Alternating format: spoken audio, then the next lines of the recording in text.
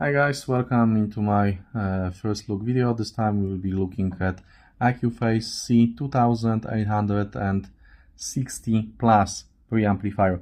Funny thing is that something like that doesn't exist in reality, so it's kind of hard to call it exactly a clone. I got it for $450 more or less, shipping included. And let's take a look what can we see outside and what's inside of the device. The front of the device, we have input selector, we have power on switch, and we have direct switch for choosing whenever we want to use tone controls or not. This one is quite heavy, so I'll be helping with my other hand, to hold it like that. We have VU meters here, and the VU meters are scaled in dB, and the thing is that they actually work quite nice. They have very good backlight. It's very uniform and very nicely bright in white, and they are also quite fast.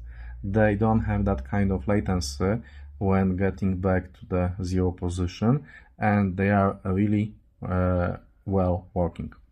So I like them a lot. I'm not using them for any real purposes other than aesthetic ones, but I like them. And here we have a remote controller sensor. Remote control sensor, it's IR sensor, infrared sensor. We have a volume pot, which is motorized, but we'll see that inside we'll have yes, that's me, treble settings, bass settings, and balance settings. Here, yeah, it's heavy. Let's take a look at the back of the device, and in the back we can find a set of single-ended inputs, 3 single-ended inputs, 3 balanced inputs, 2 single-ended outputs, and 2 balanced outputs. These are all working simultaneously, so you're able to connect 4 power amplifiers. Yes, 4 of them. First one, second one, third one, fourth one. And we also have a standard IEC power connector, as usual, fuse compartment integrated here, but we also have a input voltage switch, because this preamplifier can work with 220 and 110 volts power grids. Yes, risk of electric shock, do not open. So let's open it. Let's take a look inside. As usual, the chassis is very thick, solid, high quality aluminum build. So this is supposed to be a Class A discrete preamplifier, and this is supposed to be fully balanced construction, and it seems to be like that, and I'll explain why. But let's start with the power section. We have 2 transformers hidden under these shieldings. This is actually, the clone is made by Musmys.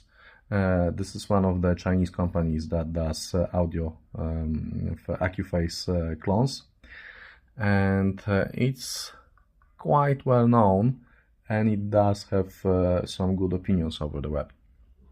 So the first transformer is probably for powering the audio part. The second one is probably for powering the VU meters, controls, and relays at the back. But I'm not 100% sure about that, because I haven't traced the wiring looms. That's the power connector to the amplifier board. What do we have in front? In front we have PCB for switches and for input selection control. Then we have VU meters here, and we have a small PCB board for tone controls and volume setting done by motorized Alps volume pot. What's interesting here is that, let's try to zoom in. Yeah, I should be able to see that. The lower PCB board is for tone control, the one here, and it's using an E5532 operational amplifier to do that, which I suppose means that the guys who designed that think that if you're enabling the tone controls, you're deaf anyway, so they don't have to use anything better than 5532.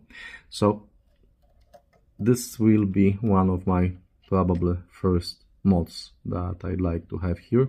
I'd like to remove this 5533 and solder DIP8 socket here, so I'll be able to replace that with something better. Yes, I've shown you the volume pot. Let's see the full type marking here. Yeah. Let's zoom out. Okay, so as you can see, all single-ended inputs and outputs are placed on separate PCB board, and this PCB board is connected via some cable here for the inputs and here for the outputs. And we also have some relays here. If you take a look, you'll notice another set of NE5532 here and here, and these are probably working as balanced line converters, because they are probably changing single-ended input signal coming from this PCB board into balanced signal. And then we have preamplifier boards. These are full discrete class A boards, and these are separate from the underlying main PCB board. And that's it. What else can I tell you? Yes, I can tell you about the capacitor banks. These are ELNA for audio. Let's try to zoom in.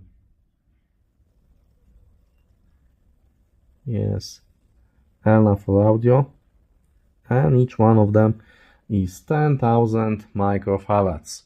So we have 60,000 microfarads capacity placed at the power section. The rectifiers are discrete, they are not integrated, they are using traditional diode setting. And that's it. I think that's it. As you can see, all balanced connections are placed directly on the main board. That's another thing that says that this is natively using balanced signal. All in all, I really like it. It's after its burn-in time. It's been playing continuously for 2 weeks in a row. I have to do a serious listening session, because honestly I have really big expectations for this particular preamplifier. I also got a matching power amplifier, A75 clone, also from Musmys, and I haven't heard it.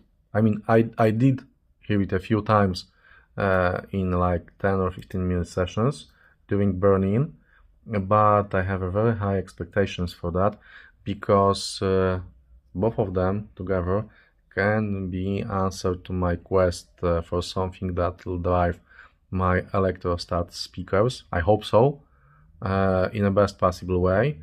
And also they have a really good functionality. I can use this preamplifier with a large number of input and output devices. I can also bypass this preamp, because the matching A75 has 2 sets of inputs, but that's another story.